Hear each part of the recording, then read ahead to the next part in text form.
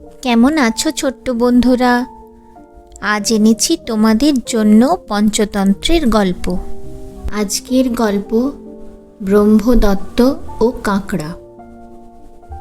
এক নগরে ব্রহ্মদত্ত নামে এক যুবক বাস করত। বাড়িতে তার এক বিধবা মা। পূজা আর্চা করে দুবেলা দুমুঠো খেয়ে অতি কষ্টে দিন কাটত।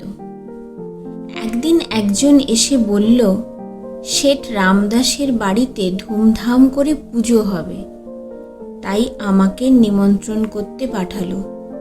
তোমার ঠিক সময়ে যাওয়া চাই। ব্রহ্মদত্ত বলল, চিন্তা করো না, আমি ঠিক সময়ে নিশ্চয়ই পৌঁছে যাব। পরের দিন সে তার একটা বোচকা করে কিছু দরকারি জিনিসপত্র নিয়ে বেরিয়ে পড়তে চাইল। মা হন্তদন্ত হয়ে এসে জিজ্ঞেস করল, বাবা ব্রহ্মদত্ত, তুই কি একা যাচ্ছিস? দূরের পথ, কাউকে অন্তত সঙ্গে নিয়ে যা। ব্রহ্মদত্ত বলল, ভয় নেই মা, পথে কোনো বিপদের ব্যাপার নেই। আমি যে গ্রামে যাচ্ছি সেই গ্রামটা খুব শান্ত, চোর ডাকাতের উপদ্রবও নেই।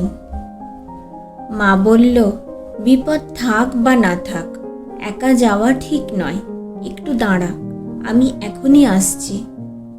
এই বলে পুকুর ঘাট থেকে একটা কাঁকড়া ধরে আনলো আর ব্রহ্মদত্তকে বলল, এটা সঙ্গে নিয়ে যা।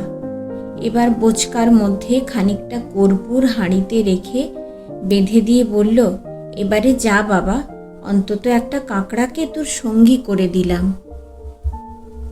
ব্রহ্মদত্ত দূরের গ্রামের উদ্দেশ্যে বেরিয়ে পড়ল।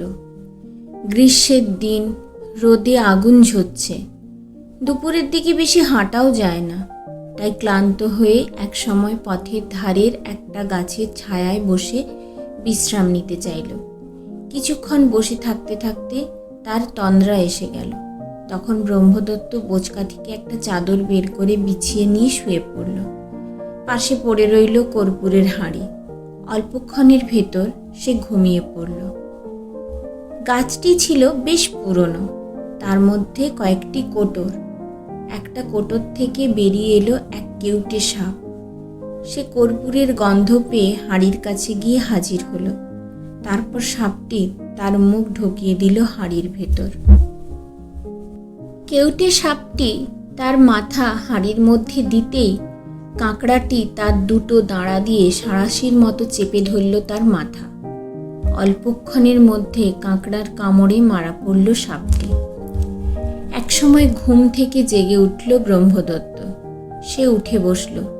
দেখতে পেল একটা বিষধর সাপ মরে পড়ে আছে তার কাছে, আর হাঁড়ির কাঁকড়াটি হাঁড়ি বেয়ে চলে যাচ্ছে গুটি গুটি। ব্রহ্মদত্ত এই দৃশ্য দেখে অবাক হয়ে গেল। যদি কাঁকড়াটা না থাকতো, তাহলে এই কেউটের কামড়ে তার নির্ঘাত মৃত্যু হতো। মা যদি এই কাঁকড়াটিকে তার সঙ্গী হিসেবে না দিত, ভেবে শিউরে উঠল ব্রহ্মদত্ত।